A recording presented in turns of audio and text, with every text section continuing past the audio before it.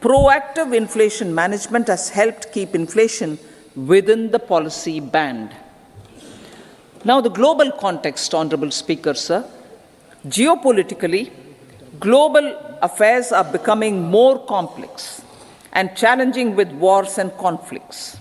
Globalization is being redefined with reshoring and friendshoring, disruption and fragmentation of supply chains, and competition for critical minerals and technologies.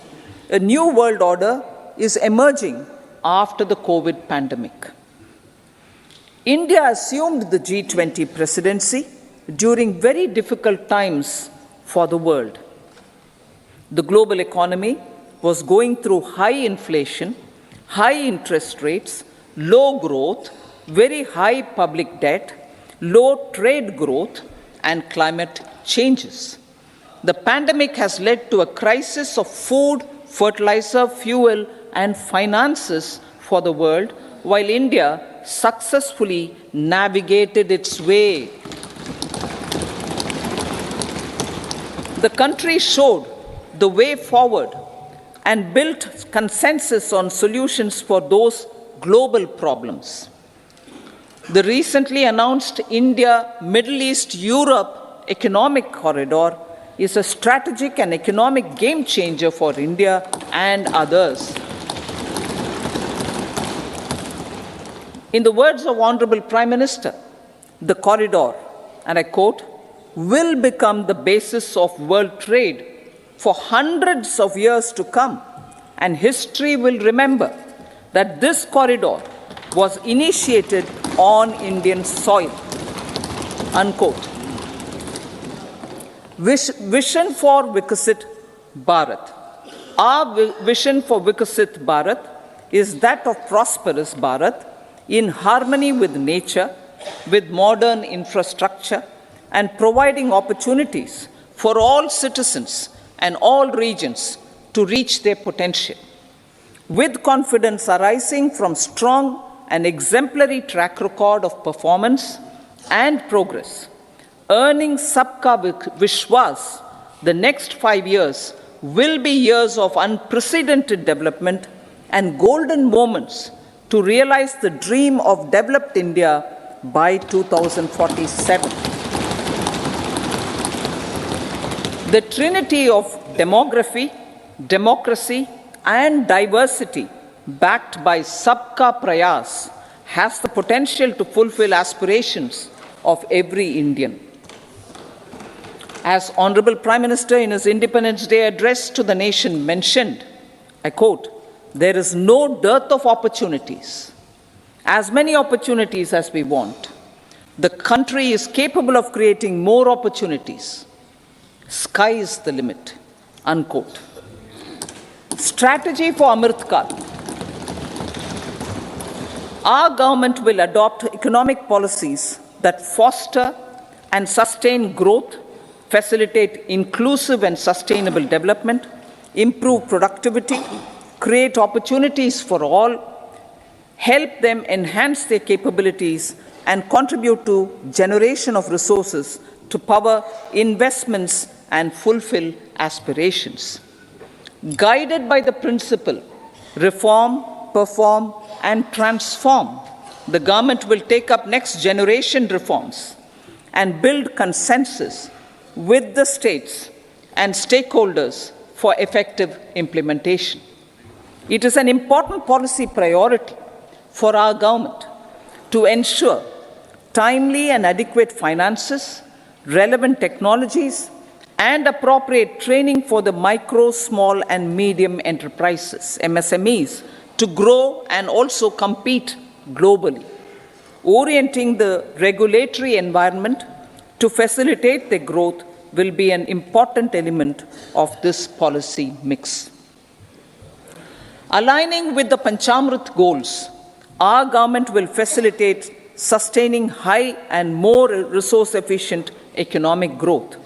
This will work towards energy security in terms of availability, accessibility, and affordability. For meeting the investment needs, our government will prepare the financial sector in terms of size, capacity, skills, and regulatory framework. Aspirational Districts Program. Our government stands ready to assist the states in faster development of aspirational districts and blocks, including generation of ample economic opportunities. Development of the East.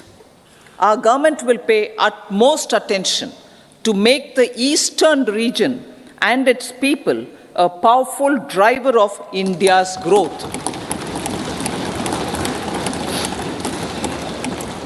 PM Awas Yojana Gramin.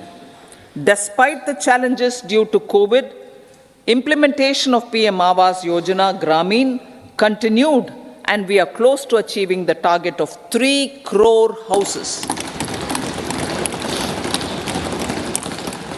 2 crore more houses will be taken up in the next 5 years to meet the requirement arising from increase in the number of families. Rooftop solarization and Muft Bijli. Through rooftop solarization, 1 crore households will be enabled to obtain up to 300 units free electricity every month. This scheme follows the resolve of Honorable Prime Minister on the historic day of consecration of Sri Ram Mandir in Ayodhya. Following benefits are expected. Savings up to 15 to 18,000 rupees annually for households from free solar electricity and selling the surplus to the distribution companies. Charging of electric vehicles. Entrepreneurship opportunities for a large number of vendors for supply and installation. Employment opportunities for the youth with technical skills in manufacturing, installation, and maintenance. Housing for middle class. Our government will launch a scheme to help deserving sections of the middle class, and I quote from Honorable Prime Minister's words, living in rented houses or slums or chawls and unauthorized colonies, unquote, to buy or build their own houses. Medical colleges. Several youth are ambitious to get qualified as doctors. They aim to serve our people through improved healthcare services. Our government plans to set up more medical colleges by utilizing the existing hospital infrastructure under various departments. A committee for this purpose will be set up to examine the issues and make relevant recommendations. Cervical cancer vaccination. Our government will encourage vaccination for girls in the age group of 9 to 14 years for prevention of cervical cancer. Maternal and child health care. Various schemes for maternal and child care will be brought under one comprehensive program for synergy in implementation. Upgradation of Anganwadi centers under Saksham Anganwadi and Poshan 2.0 will be expedited for improved nutrition delivery, early childhood care, and development. The newly designed U-Win platform for managing immunization and intensified efforts of Mission Indradhanush will be rolled out expeditiously throughout the country. Ayushman Bharat. Healthcare cover under Ayushman Bharat scheme will be extended to all ASHA workers, to all Anganwadi workers and helpers. Agriculture and food processing. The efforts of value addition in agriculture sector and boosting farmers' incomes will be stepped up. Pradhan Mantri Kisan Sampada Yojana has benefited 38 lakh farmers and generated 10 lakh employment. Pradhan Mantri Formalization of Micro Food Processing Enterprises Yojana has assisted 2.4 lakh SHGs and 60,000 individuals with credit linkages. Other schemes are complementing the efforts for reducing post-harvest losses and improving productivity and incomes. For ensuring faster growth of the sector, our government will further promote private and public investment in post-harvest activities, including aggregation, modern storage, efficient supply chains, primary and secondary processing and marketing and branding. Nano DAP. After the successful adoption of nano urea, application of nano DAP on various crops will be expanded in all agroclimatic zones. Atmanirbhar Oil Seeds Abhiyan. Building on the initiative announced in 2022, a strategy will be formulated to achieve Atmanirbharta for oil seeds such as mustard, groundnut, sesame, soya bean, and sunflower. This will cover research for high-yielding varieties, widespread adoption of modern farming techniques, market linkages, procurement, value addition, and crop insurance. Dairy development. A comprehensive program for supporting dairy farmers will be formulated. Efforts are already on to control foot and mouth disease. India is the world's largest milk producer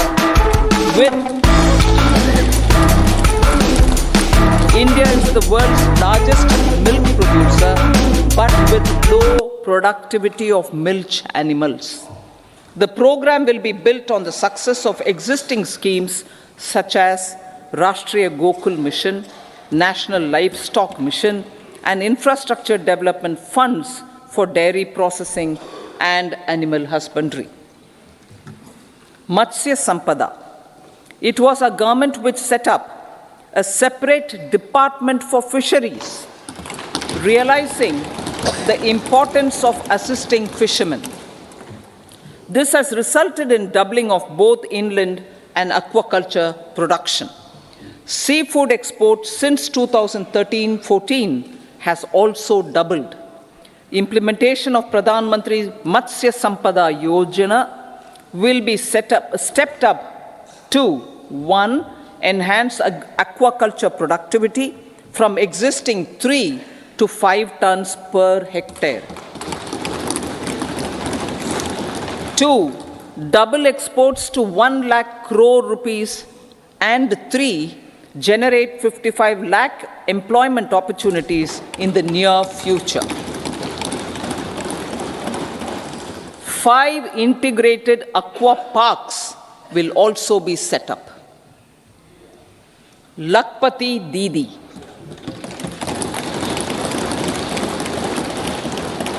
83 lakh SHGs. 83 lakh SHGs with 9 crore women are transforming rural socio-economic landscape with empowerment and self-reliance. Honorable Speaker said, their success has assisted nearly 1 crore women to become Lakpati Didi already. They are an inspiration to others. Their achievements will be recognized through honoring them.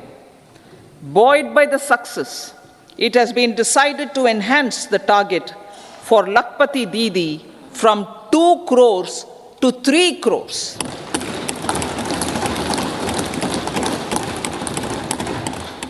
Technological changes, new age technologies and data are changing the lives of people and businesses. They are also enabling new economic opportunities and facilitating provision of high-quality services at affordable prices for all, including those at the bottom of the pyramid. Opportunities for India at the global level are expanding. India is showing solutions through innovation and entrepreneurship of its people. Research and innovation for catalyzing growth, employment, and development. Prime Minister Shastri, Prime Minister Lal Bahadur Shastri gave the slogan of Jai Jawan, Jai Kisan. Prime Minister Vajpayee, Atal Bihari Vajpayee ji, made that Jai Jawan, Jai Kisan, Jai Vigyan. Prime Minister Modi has furthered that to Jai Jawan, Jai Kisan, Jai Vigyan, and Jai Anusandhan, as innovation is the foundation of development. For our tech-savvy youth, this will be a golden era. A corpus of 1 lakh crore rupees will be established with 50-year interest-free loan provided. The corpus will provide long-term financing or refinancing with long tenors and low and or nil. I repeat that sentence. The corpus will provide long-term financing or refinancing with long tenors and low or nil interest rates. This will encourage the private sector to scale up research and innovation significantly in sunrise domains. We need to have programs that combine the powers of our youth and technology. A new scheme will be launched for strengthening deep tech technologies for defense purposes and expediting Atmanirbharta. Infrastructure development. Building on the massive tripling of the capital expenditure outlay in the past 4 years, resulting in huge multiplier impact on economic growth and employment creation, the outlay for the next year is being increased by 11.1% to 11,11,111 crore rupees. This would be 3.4% of our GDP. Railways. 3 major railway corridor programs will be implemented. These are energy, mineral, and cement corridor. Number 2, port connectivity corridors. And number 3, high traffic density corridors. The projects have been identified under the PM Gati Shakti for enabling multimodal connectivity. They will improve logistics efficiency and reduce cost. The resultant decongestion of the high traffic corridors will also help in improving operations of passenger trains, resulting in safety and higher travel speed for passengers. Together with dedicated freight corridors, these 3 economic corridor programs will accelerate our GDP growth and reduce logistic costs.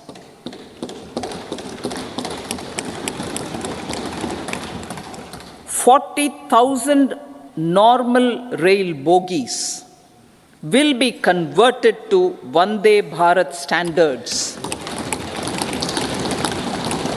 to enhance safety, convenience, and comfort of passengers. Aviation sector. The aviation sector has been galvanized in the past 10 years. Number of airports have doubled to 149.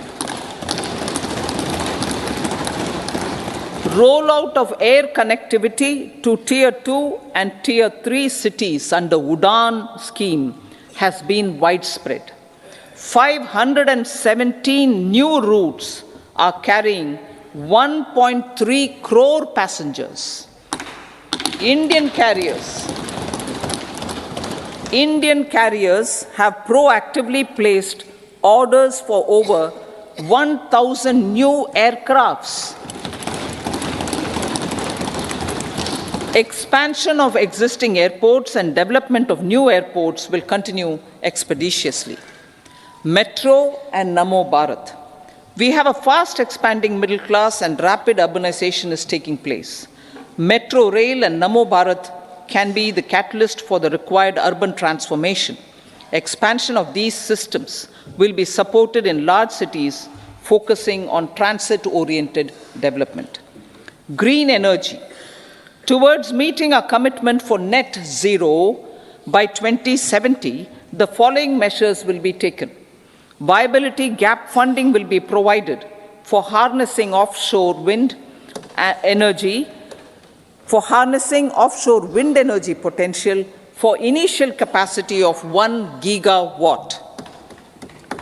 Coal gasification and liquefaction capacity of 100 metric tons will be set up by 2030.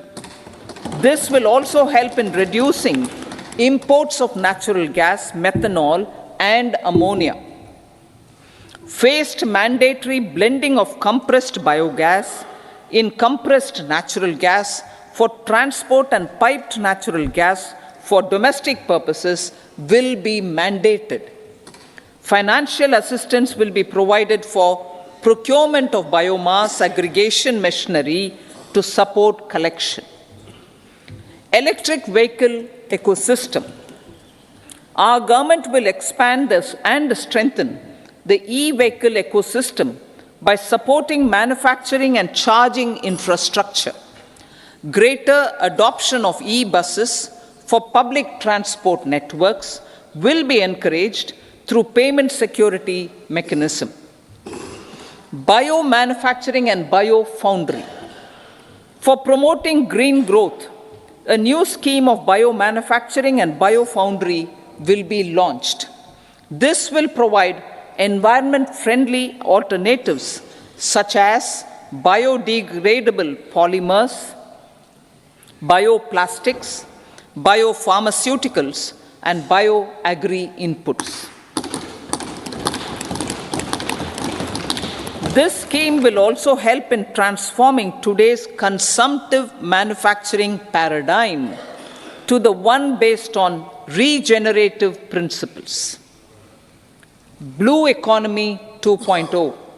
For promoting climate resilient activities for Blue Economy 2.0, a scheme for restoration and adaptation measures and coastal aquaculture and mariculture with integrated and multi-sectoral approach will be launched. Comprehensive development of tourist centers.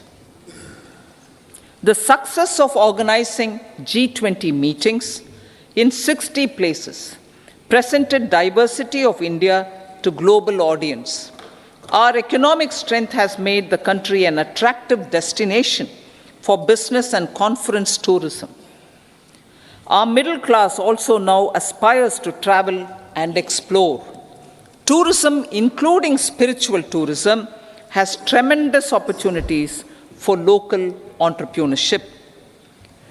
States will be encouraged to take up comprehensive development of iconic tourist centers, branding and marketing them at global scale. A framework for rating of the centers based on quality of facilities and services will be established. Long-term interest-free loans will be provided to states for financing such development on matching basis. To address the emerging fervor for domestic tourism, Honorable Speaker, sir, projects for port connectivity, tourism infrastructure, and amenities will be taken up on our islands, including Lakshadweep. This will help in generating employment also. Promoting investments. The FDI inflow, billion US dollars, marking a golden era. That is twice the inflow during 2005 to 14.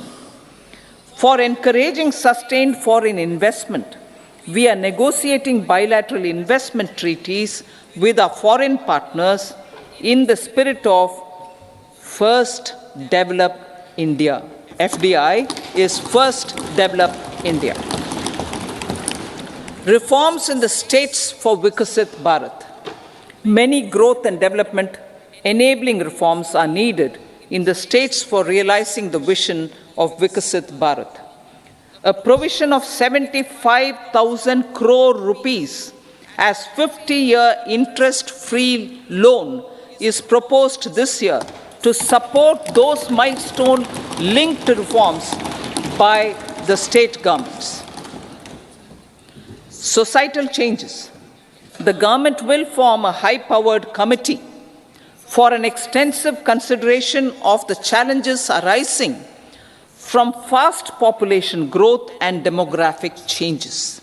The committee will be mandated to make recommendations for addressing these challenges comprehensively in relation to the goal of Vikasit Bharat. Amrit Kal as Kartavya Kal.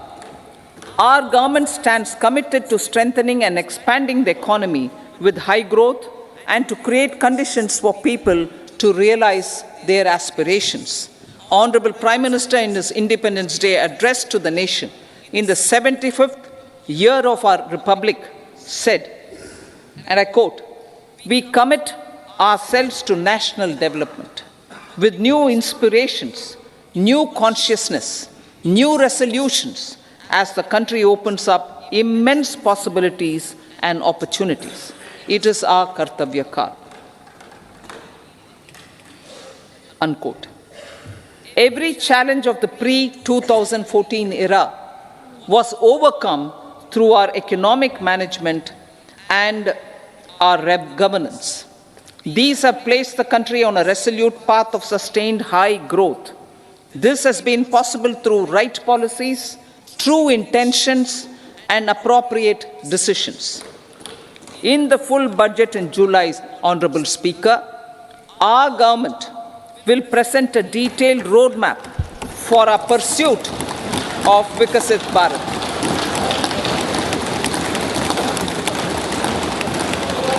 Revised estimates. Revised estimates of 2023-24.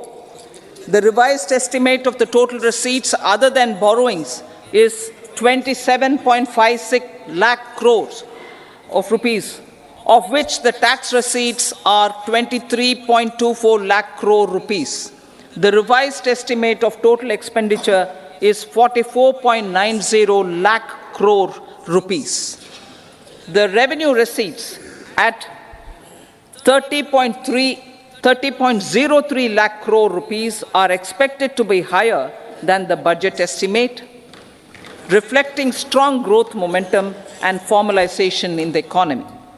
The revised estimate of the fiscal deficit is 5.8% of GDP, improving on the budget estimate, notwithstanding moderation in the nominal growth estimates. Budget estimates for 2024-25. Coming to the year 2024-25, the total receipts other than borrowings and total expenditure are estimated at 30.80 and 47.66 lakh crore rupees respectively. The tax receipts are estimated at 26.02 lakh crore rupees. The scheme of 50-year interest-free loan for capital expenditure to states will be continued this year with an outlay of 1.3 lakh crore rupees.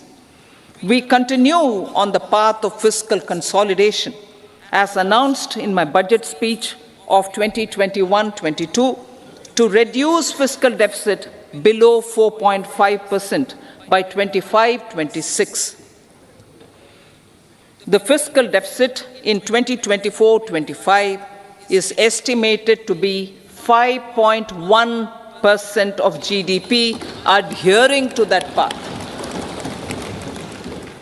So the gross and net market borrowings through dated securities during 24-25 are estimated at 14.13 lakh crore rupees and 11.75 lakh crore respectively. Both will be less than that in 23-24. Now that the private investments are happening at scale, the lower borrowings by the central government will facilitate larger availability of credit for the private sector. Vote on account. I'll be seeking vote on account approval of the Parliament through the appropriation bill for a part of the financial year 2024-25. I will now move to Part B. Honourable Speaker, sir, over the last 10 years, the direct tax collections have more than trebled and the return filers swelled 2.4 times. I would like to assure the taxpayers that their contributions have been used wisely for the development of the country and welfare of its people. I appreciate the taxpayers for their continued support. The government has reduced and rationalized tax rates.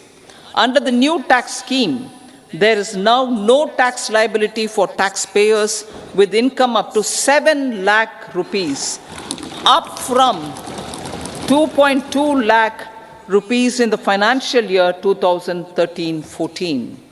The threshold for presumptive taxation for retail businesses was increased from 2 crores to 3 crores.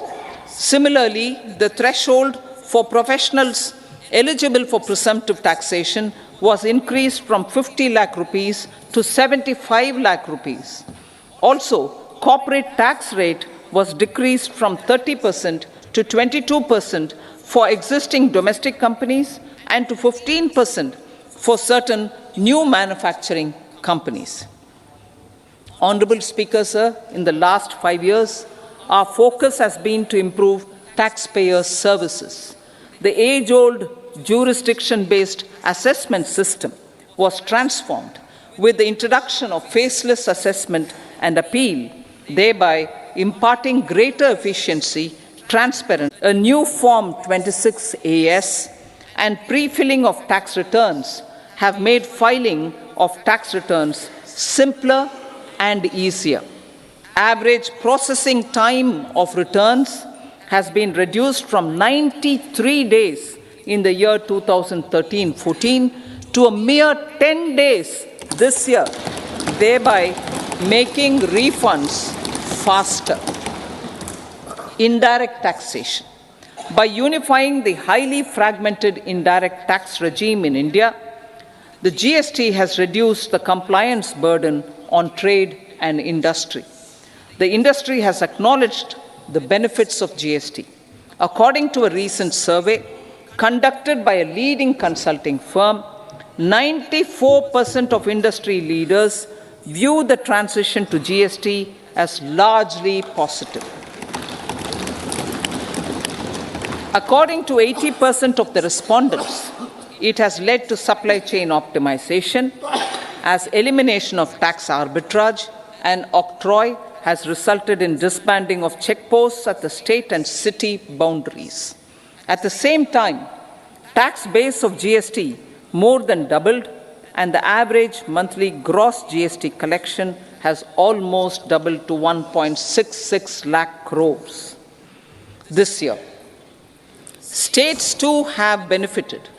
States' SGST revenue, including compensation released to states in the post-GST period of 2017-18 to 2022-23, has achieved a buoyancy of 1.22.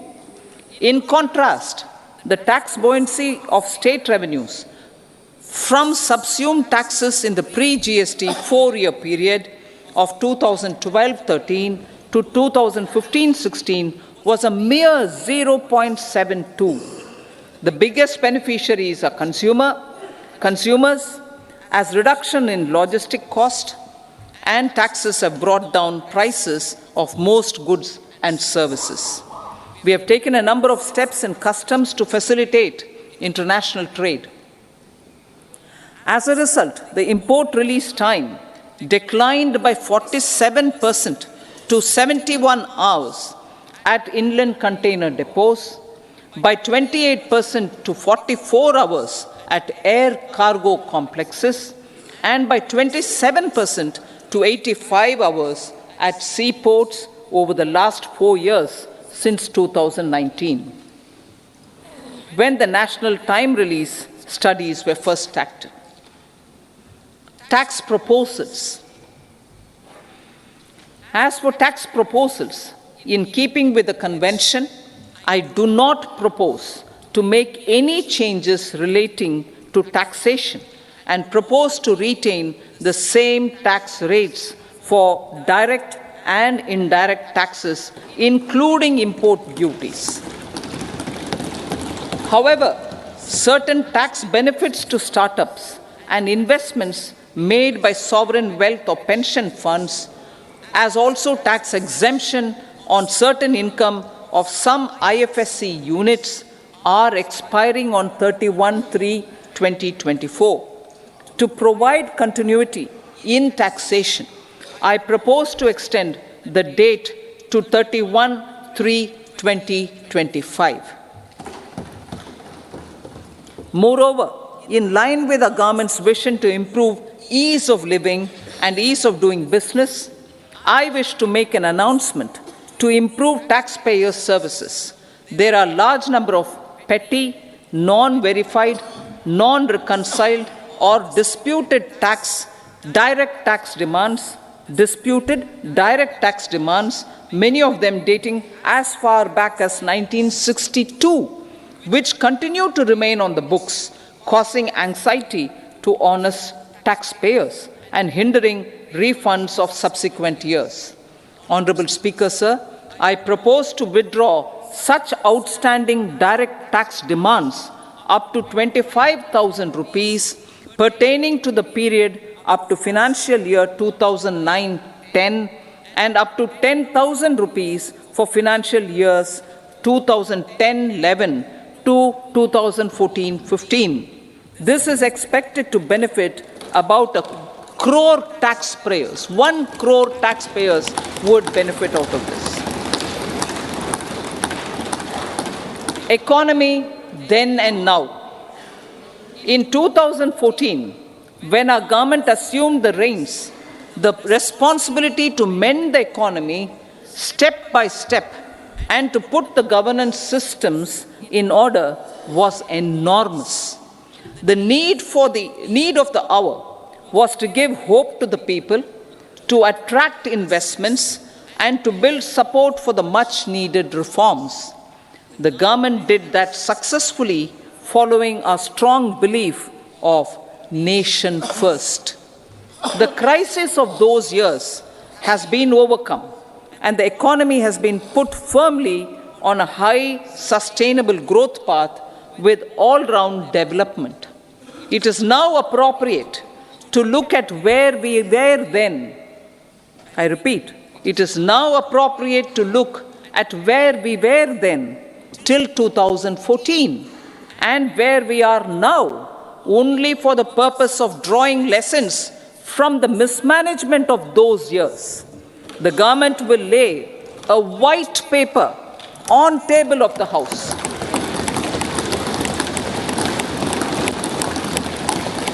The exemplary track record of governance, development and performance, effective delivery and Jan Kalyan has given the government trust, confidence and blessings of the people to realize whatever it takes, the goal of Vikasit Bharat, with good intentions, true dedication and hard work in the coming years and decades.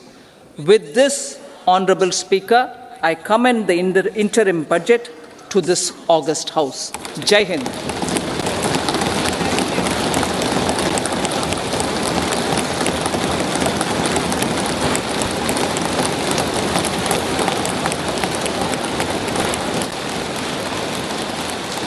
Item number 2, Srimati Nirmala Sitharaman ji.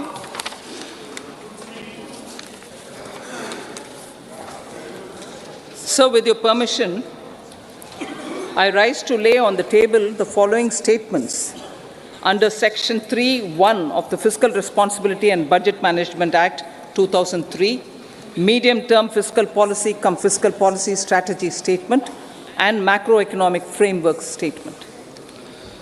Item number 3, Srimati Nirmala Sitharaman ji. Sir, with your permission, I rise to move for leave to introduce the Finance Bill 2024. जो सदस्य इसके पक्ष में हाँ कहें, जो सदस्य विरोध में ना कहें, मेरे विचार में निर्णय हाँ वालों के पक्ष हुआ, हाँ वालों के पक्ष हुआ। माननीय मंत्री जी विधेयक को पुरस्तापित करें। So I introduce the bill. सभा की कार्रवाई शुक्रवार दिनांक 2 फरवरी 2024 को प्राप्त 11 बजे तक के लिए स्थगित की जाती है।